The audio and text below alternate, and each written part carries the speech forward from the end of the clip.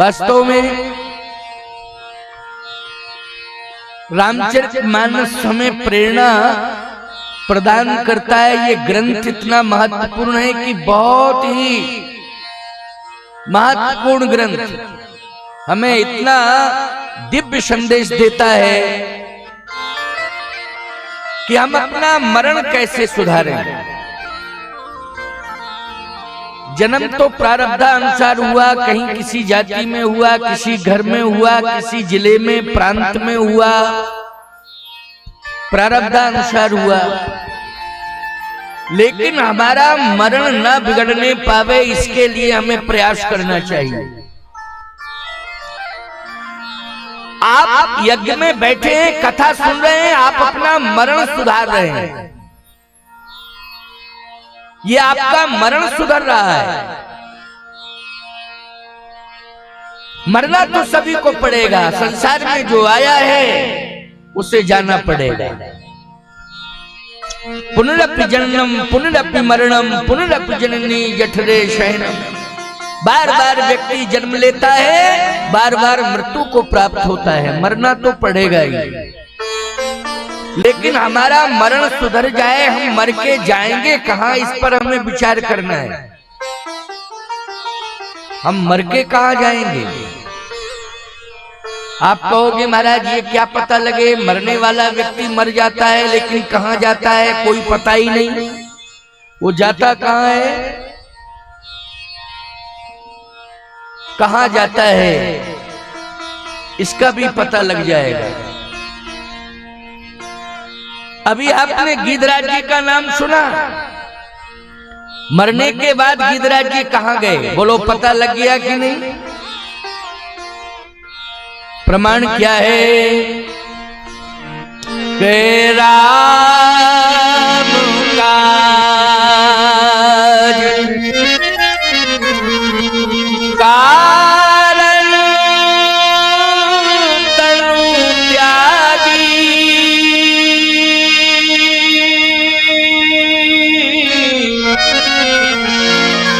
हरिपुर गए परम बड़भागी।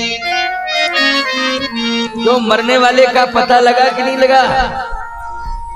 हरिपुर गए हो, भगवान के धाम गए हो।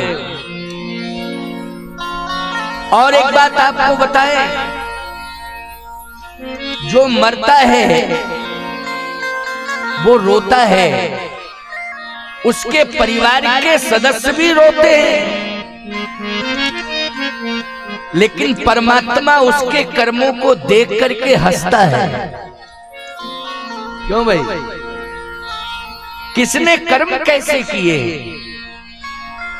आज ये रो रहा है, इसका मतलब है कि मैं मर रहा हूं, ऐसे कर्म मैंने किए हैं कि पश्चाताप कर रहा हूं रो रो करके।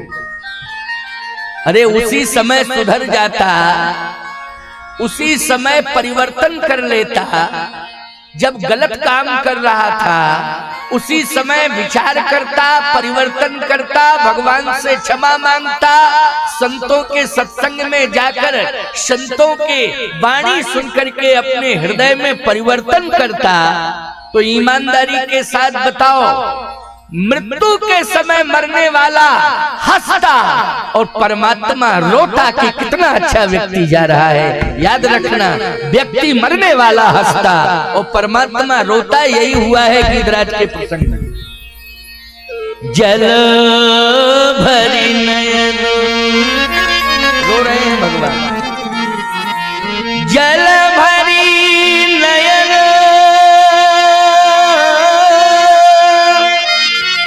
कहत रघुराई, तात करम ते निज गति पाई। भगवान आज रोते हुए कह रहे हैं कि गिरिराज जी, मैं आज आपको अपना धाम दे रहा हूं, एहसान नहीं कर रहा हूं आपके ऊपर। आपने जो कर्म किया है, अच्छा कर्म किया है, उसके बल पर आपको मेरा धाम मिल रहा है। अब कितनी महत्वपूर्ण बात है, बोलो भाई। कर्म अच्छा करोगे तो परमात्मा को फल देना ही पड़ेगा। इसलिए हमेशा इस बात का संकल्प लो कि कर्म अच्छा करो। अपने हाथों से कभी कोई गलत काम ना होने पावे, जितना बन सके उतना अच्छा ही अच्छा काम करो। मैं एक बात कहना चाहता हूं, ये केवल ग्राम मंडलों की ही बात नहीं है, केवल ये गिरिडीह जिले की ही बात नहीं है, ये झारखंड की ही बात नहीं है प्यारे, ये सनातन धर्म की बात है। आज ग्राम मंडलों की जनता ने ये बता दिया कि हमने अपने हाथों से इतना अच्छा कर्म किया है कि आज संत स्वयं धाम छोड़कर हमारे इस ग्राम में आ गए हैं। ये कर्मों का ही फल है, ये प्रत्यक्ष रूप से तुम्हारे कर्म दिखाई दे रहे हैं। और सबसे ज्यादा तारीफ में करूंगा मातृशक्ति की। माताओं, अगर आपने इस मंच से संत का आशीर्वाद ले लिया तो जितनी भी तकलीफें होंगी, दुख दर्द और जो भी समस्याएं तुम्हारे घर परिवार में होंगी, मैं हृदय से कह रहा हूं, जो भी मैंने साधना की है, तपस्या की है, उसका फल मैं आप सबको प्रदान करता हूं। आपका दुख दर्द, आपकी समस्याएं दूर हो जाए। ये बहुत बड़ी बात मैंने कह दी। एक एक शब्द ध्यान से सुनना, ये बहुत कीमती है।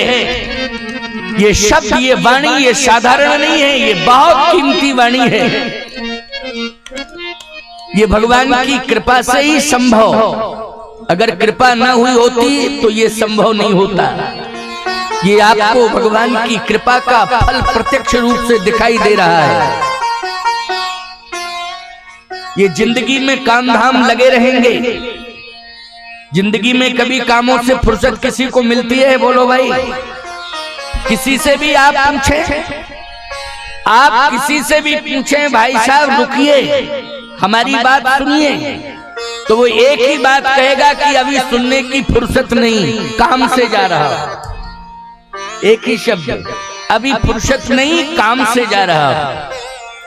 आपने सोचा हो सकता 2-4 घंटे बाद फुर्सत हो जाएगी, आपने फिर 2-4 घंटे बाद कहा भाई साहब हमारी बात सुनिए, फिर उस व्यक्ति ने कहा कि अभी नहीं। क्यों? अभी फुर्सत नहीं है। अरे कहाँ जा रहे हो? अभी मैं काम से जा रहा हूं। आपने सोचा चलो शाम को फुर्सत मिलेगी, इससे बात कर ले। आपने शाम को कहा भाई साहब अब मेरी बात सुन लो। उस व्यक्ति ने कहा कि अभी फुर्सत नहीं है। अरे अब कहाँ जा रहे हो? बोले क्या बतावें, सुबह से लेके दोपहर तक और दोपहर से लेके शाम तक काम ही काम है, इसलिए काम से जा रहा हूँ। आपने कहा तो हमारी बात सुनने की आपको फुर्सत नहीं है, आप इतने काम में बिजी हैं, चलो कल हम अपनी बात आपको सुनाएंगे, आप सुन लेना। उस व्यक्ति ने कहा कि कल जो है हम आपकी बात जरूर सुनेंगे। याद रखना, कल आ ही नहीं पाया, वो काम से ही चला गया, हमेशा के लिए काम से चला गया। इसलिए मैं कहना चाहता हूं, संतों ने कहा जिंदगी जब तक रहेगी, जिंदगी जब तक रहेगी, फुर्सत न होगी काम से, ओ कुछ समय सा निकालो, प्रेम कर लो राम से। ऐसा समय निकालो कि भगवान से प्रेम हो जाए। और बोलो आज आप सब एक साथ बैठे हो, भगवान से प्रेम कर रहे हो, आपकी ही जिंदगी सुधरी संभली है, आपका जीवन ही सार्थक है, क्योंकि आप भगवान से जुड़ गए। गिधरा जटायु हरिपुर गयो परम बड़ भागी। एक बार विद्वानों की गोष्ठी में एक चर्चा हुई कि महाभारत में भीष्म पितामह को इच्छा मृत्यु का वरदान मिला था। इच्छा मृत्यु का वरदान मिला था, ये सत्य है, मिला था वरदान।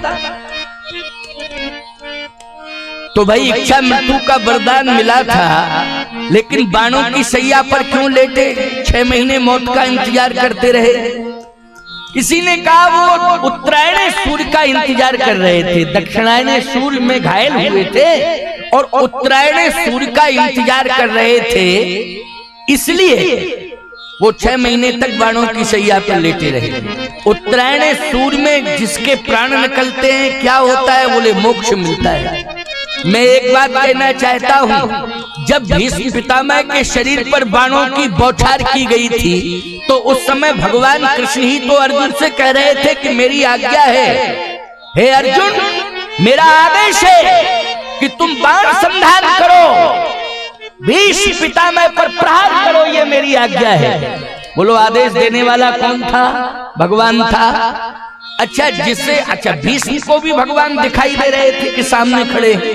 बोलो खड़े हैं कि नहीं? जब भीष्म को दिखाई दे रहे कि भगवान सामने खड़े, अरे जिस मृत्यु के समय जिसके सामने भगवान आ गया हो वो क्या उत्तरायण सूर्य का इंतजार करेगा? मैं आपसे पूछना चाहता हूं। जब भगवान ही सामने आ गया है तो मोक्ष की चिंता क्या? उत्तरायण सूर्य मोक्ष देंगे कि भगवान दर्शन देकर के मोक्ष देंगे? बोलो भाई, सामने भगवान खड़े थे लेकिन भीष्म की समझ में बात नहीं आई और वो उत्तरायण सूर्य का इंतजार करते रहे। 6 महीने तक बाणों की सैया पर लेटकर मौत का इंतजार करते रहे। बाणों की सैया पर लेटे हैं मृत्यु के समय। अच्छा गीधराज जी महाराज मृत्यु के समय कहां लेटे हैं जरा बताओ? भगवान की गोद में। बोलो लेटे हैं कि नहीं? गीध को गोद में राख दयानिधि, गीध को गोद में राख दयानिधि, नैन सरोजन में भरवारी, बारही बार समारत पंख, जटायु की धूल जटान सुझाए। भगवान ने गीध को उठाया और अपनी गोद में लिटाया और अपनी जटाओं से जटायु की धूल को साफ कर रहे। ये सौभाग्य महाराज दशरथ को नहीं मिला। क्यों भाई मिला क्या? ये सौभाग्य महाराज दशरथ को मिला, जल्दी बोलो। आप कहोगे कौन सा सौभाग्य? राम जी के पिता हैं चक्रवर्ती सम्राट महाराज श्री दशरथ, लेकिन मृत्यु के समय क्या महाराज श्री दशरथ के समक्ष श्री राम रहे? नहीं रहे। दशरथ जी महाराज मृत्यु के समय कहां लेटे हुए हैं? कौशल्या की गोद में लेटे हुए। कौशल्या की गोद में। क्यों? पति माताओं मूर्छित होकर के गिर जाए और उस समय कोई ना हो तो कौन संभालेगी? पत्नी संभालेगी कि नहीं संभालेगी पति को? पति किसी बात को सुन करके व्यथित हो जाए और मूर्छित होकर गिर पड़े और पत्नी सामने खड़ी हो तो उस समय कौन संभालेगी? पत्नी संभालेगी। महाराज दशरथ मूर्छित होकर गिर पड़े। कौशल्या जी ने देखा, अरे क्योंकि राम जी बन जा रहे थे ना, प्रभु राम बन जा रहे थे, तो दशरथ जी महाराज कोप भवन से निकल के दौड़े, राम राम राम, रुको रुको रुको रुको रुको। तो केकई तो कोप भवन में ही बनी रही, वो बाहर निकल के नहीं आई। लेकिन महाराज श्री दशरथ दौड़े, राम रुको रुको रुको रुको रुको, मेरी बात तो सुनो, रुको रुको। और बस रोकते रोकते ऐसा कहते कहते मूर्छित होकर गिर पड़े महाराज श्री दशरथ। दशरथ जी महाराज मूर्छित होकर के गिर पड़े प्यारे। उस समय किसने उठाया? कौशल्या जी ने उठाया। कौशल्या जी ने उठाया और राम राम राम राम राम, राम तुम कहां हो? हे राम तुम रुक जाओ,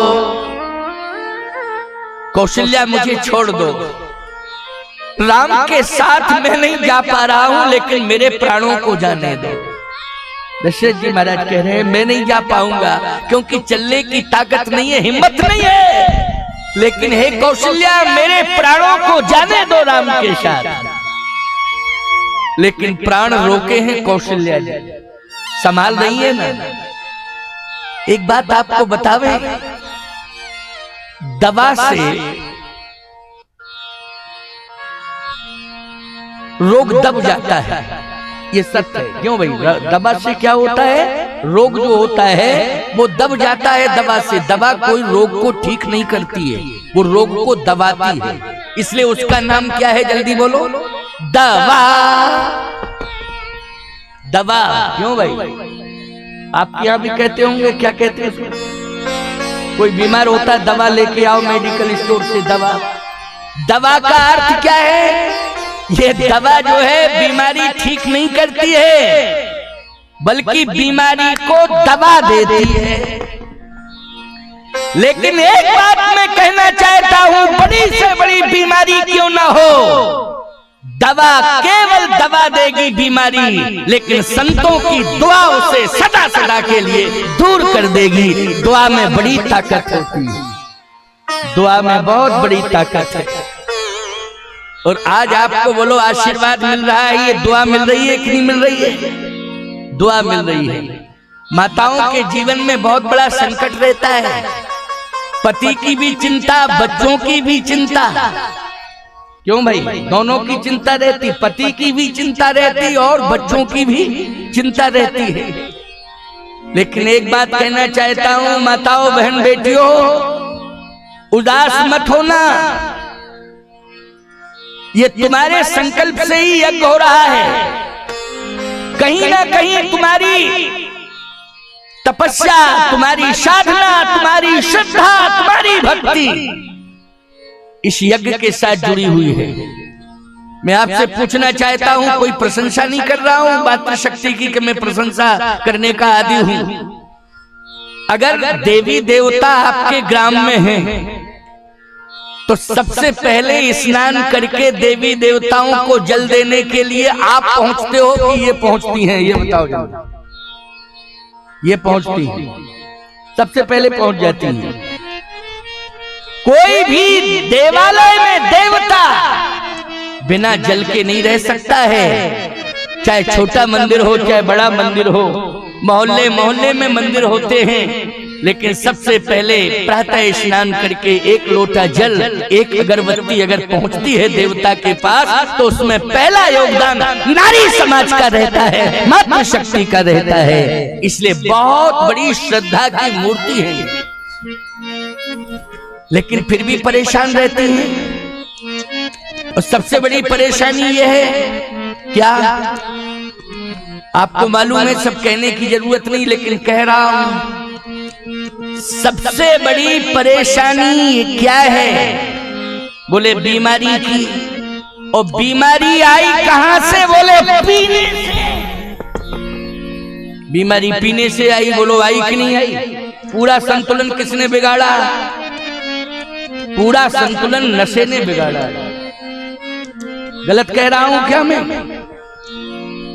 पूरा संतुलन नशे ने बिगाड़ा है। आर्थिक संतुलन भी बिगाड़ा है तो नशे ने बिगाड़ा है, मानसिक संतुलन भी बिगाड़ा है तो नशे ने बिगाड़ा है। और याद रखना, आज नारी अगर दुखी है तो वो घर में नशे के कारण दुखी है।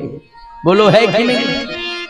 आज मैं संकल्प दिला रहा हूं, मेरी बात केवल इतने ही लोग बैठे सुन रहे हैं ऐसा नहीं है, पूरी दुनिया में मेरी बात जा रही है। ये सोशल मीडिया के माध्यम से पूरी दुनिया में मेरी बात जा रही है। आपका ये हनुमत प्राण प्रतिष्ठा महोत्सव, ये यज्ञ, सारी दुनिया इसे देख रही है प्यारे। ये संदेश पूरी दुनिया में जा रहा है। आज मैं कहना चाहता हूं, यदि पीना है तो क्या पीना है? शास्त्र कहता है, पेयम पेयम श्रवण पुट के राम नामाभिराम। बोले पियो पियो पियो, क्या राम नामामृत पियो। और बोलो आज तुम कितने भाग्यवान हो, क्या पी रहे हो? बोलो राम नामामृत पी रहे हो। और ये ऐसा नशा है, याद रखना, ये शराब अराब का नशा, गांजा अफीम चरस का नशा, ये नशा करने वाला व्यक्ति करता है फिर उतर जाता है नशा। बोलो उतर जाता है कि नहीं? और उतरता तो है, लेकिन बीमारी को जन्म दे के उतरता है। बीमारी छोड़ता है, फिर कहता अब मैं जा रहा हूं और कल फिर आऊंगा टाइम से, तुम तैयार रहना, मैं आ जाऊंगा टाइम से। वो ये भी संकेत करता है, याद रखना। लेकिन एक बात मैं कहना चाहता हूं कि अगर पीना है तो क्या पीना है? बोले राम नामामृत पीना है। ऐसा कोई पदार्थ नहीं पीना है नशे नशे का कि अभी पिया और सुबह उसका नशा समाप्त हो गया। पीना क्या है? कथामृत पीना है। और आप पी रहे हो, बोलो पी रहे हो कि नहीं? कथामृत पी रहे हो, भगवत कथामृत पी रहे हो। ऐसा कथामृत पी रहे हो कि ये नशा आपके जीवन में आ गया है। मैं दावे के साथ कह रहा हूँ, ये महामंत्र है, ये चौपाइयां नहीं है, ये छंद नहीं है, ये सोरठा नहीं है।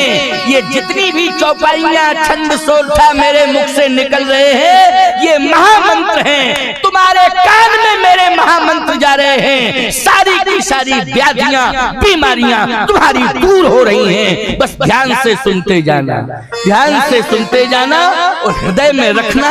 ये महामंत्र जा रहे हैं, कर्णेंद्रिय के माध्यम से सारी बीमारियां, सारी बाधाएं सब भाग रही हैं और भाग जाएंगी। चिंता मत करना। ये जो बीमारी चल रही है आज पीने वाली, भगवान से मेरी प्रार्थना रहेगी कि चिंता मत करना। प्रिय श्रद्धालु भक्तों, रोज भगवान से प्रार्थना करूंगा कि ये जितने पीने वाले परिवार बर्बाद हो रहे हैं, उन परिवारों को बचाने के लिए हनुमान जी महाराज आप मंदिर में विराजमान हो रहे हैं। रक्षा करना इन परिवारों की और इनको नशा से दूर करना, इनके परिवार को सुरक्षित करना। हनुमान जी से मेरी यही प्रार्थना रहेगी। और जहां भी मैं रहूंगा तुम्हारे जैसे भक्तों के लिए वहीं से प्रार्थना करता रहूंगा। जहां भी रहूंगा वहीं से प्रार्थना करता रहूंगा तुम्हारे जैसे भक्तों के लिए। लेकिन बस इतना ही ध्यान रखना कि आप सबको यज्ञ के प्रति समर्पित होना है, हनुमान जी के प्रति समर्पित होना है। और ये कथा आयोजन जो चल रहा है, राम कथा महामहोत्सव, यज्ञ के माध्यम से, हनुमत प्राण प्रतिष्ठा के माध्यम से इस राम कथा में परिवार सहित आना है, पड़ोसियों के सहित आना है। और जितने भी रिश्ते नाते तुम्हारे जुड़े हैं संबंधी, उनके सहित तुम्हें आना है। आज भगवान की गोद मिल गई। किसको? गिधराज जटायु को। लेकिन दशरथ जी को भगवान राम की गोद नहीं मिल पाई। यही चर्चा में कर रहा था, दशरथ जी को नहीं मिल पाई। दशरथ जी को किसकी गोद मिली?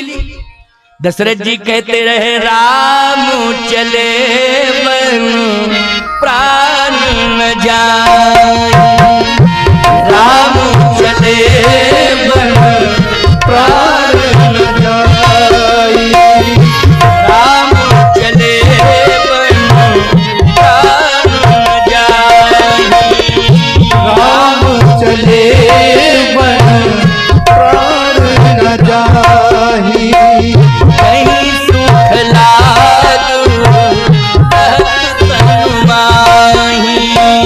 कहीं सुख लागू,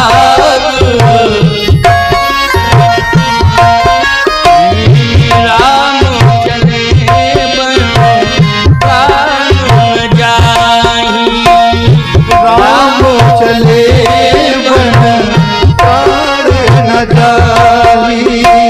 कहीं सुख लाग कहत कौशल्या, मेरे प्राण जो है जा क्यों नहीं रहे? शरीर नहीं जा सकता है लेकिन प्राण तो जा सकते हैं। जाने दो प्राणों को, तुम क्यों रोक रही हो? कौशल्या जी ने कहा, मैं नहीं रोक रही हूं। मैं कौन होती हूं प्राण रोकने वाली? एक बात आपको और बता दें, क्या प्राण ये परमात्मा का ही स्वरूप है। बोलो है कि शरीर के अंदर जो प्राण है वही परमात्मा है। और प्राण जब निकल जाता है तो कीमत परमात्मा की है, शरीर की नहीं है। कीमत शरीर की नहीं है। किसकी कीमत है? परमात्मा की कीमत है, प्राण की कीमत है। प्राण निकलने के बाद शरीर कितने दिन तक रहता है बोलो भाई? ज्यादा से ज्यादा 2-4 घंटे या 1 आध दिन बहुत करो तो, लेकिन जाना पड़ता है कि नहीं? अग्नि के हवाले करना पड़ता है कि नहीं? प्राण महत्वपूर्ण होते हैं। कौशल्या जी ने कहा महाराज आप धैर्य धारण करो। राम जब जा रहा था तो प्रणाम करने आया, यही कह रहा था कि माँ मैं समय से अयोध्या आऊंगा, 14 साल बाद अयोध्या आऊंगा, लेकिन समय से अयोध्या आऊंगा। बस मेरी प्रार्थना है कि आप धैर्य धारण करना। और पिताजी ज्यादा अधीर हो रहे हैं, इसलिए मेरी प्रार्थना है कि पिताजी को आप समझाते रहना। बोलो भाई, पुत्र से माँ प्रेम ज्यादा करती है कि पिता प्रेम ज्यादा करता है? जल्दी बोलो।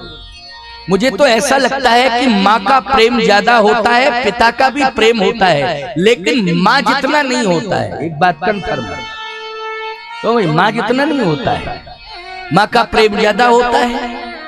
और एक बात आपको बता दें, माँ तो माँ ही होती है, माँ माँ होती है। माँ के ऋण से आप कभी ऋण नहीं हो सकते हो। और याद रखना, वो माँ पातिव्रत धर्म परायणा होती है, इसलिए अपने पति के चरणों में उसका समर्पण होता है। तो जो माँ ने कर्तव्य किया है, याद रखना, वो संयुक्त रूप से माता पिता दोनों का माना जाएगा।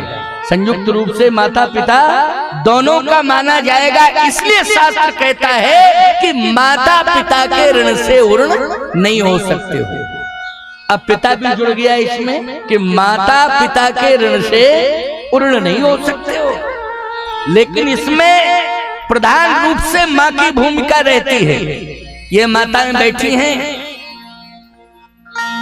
ये जानती हैं कि जब जीव को जन्म दिया जाता है ना, तो उस समय जिंदगी और मौत की लड़ाई लड़ी जाती है। जिंदगी और मौत की लड़ाई लड़ी जाती है। उस समय जीवन दांव पर लगा दिया जाता है। तब कहीं आपको इस धरती पर आने का अवसर प्राप्त हुआ। लेकिन माँ माँ होती है, कष्ट सहने के बाद भी उठाती है और हृदय से लगाती है। बोलो, लगाती है कि नहीं? सबसे पहले हृदय से किसने लगाया? माँ ने कष्ट भी सहा, और धरती पर जब तुम आए तो उठा करके हृदय से किसने लगाया? माँ ने लगाया। बोलो, माँ से महान कोई हो सकता है? जल्दी बोलो, माँ से महान कोई नहीं हो सकता है। और सुनिए, जब तुम जनवरी की ठंडी में, दिसंबर जनवरी में कितनी ठंडी पड़ती है? बोलो, पड़ती है कि नहीं? जनवरी, दिसंबर जनवरी की ठंडी में अगर तुमने रात्रि में बिस्तर गीला कर दिया है, तो ईमानदारी के साथ बताओ, तुम्हारे अंदर उठने की क्षमता नहीं है, तुम कैसे उठ सकते हो? तो उस समय उठाया किसने? माँ ने उठाया। ठंडी से बचाया किसने? माँ ने बचाया। और याद रखना, रात्रि भर अपने हृदय पर लिटाया किसने? बोले, माँ ने लिटाया है। इतना प्यार कौन दे सकता है दुनिया में? माँ से बड़ा प्यार कोई दे नहीं सकता है। पिता ने भी बहुत बड़ा सहयोग किया।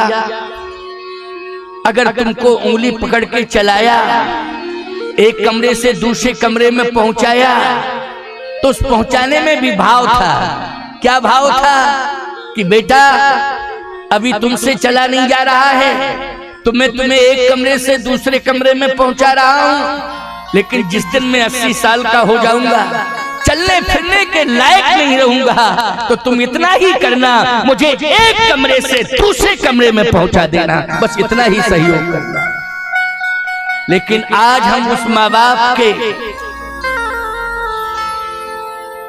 उस किए हुए कर्म को, सत्कर्म को, किए हुए कर्तव्य को ईमानदारी के साथ बताओ, भूल गए कि नहीं भूल गए? जो माँ बाप ने हमारे साथ कर्तव्य निभाया है, जो माँ बाप ने कर्तव्य किया है, क्या उसका कुछ भी हम कर पा रहे हैं बदले में? बोलो। आप कहोगे महाराज जी ऐसी बात नहीं है, हम लोग कर रहे हैं। लेकिन समझ में नहीं आ रहा हो ये अलग बात है। हम कर रहे हैं, माँ बाप की सेवा कर रहे हैं, उनकी आज्ञा का पालन कर रहे हैं। अगर सब कुछ कर रहे हो तुम, तो फिर भाई भाई में विरोध कैसा है, पहले ये बताओ। अगर तुम माँ बाप की सेवा कर रहे हो तो फिर मेरी समझ में ये नहीं आ रहा है कि भाई भाई में विरोध किस बात का है।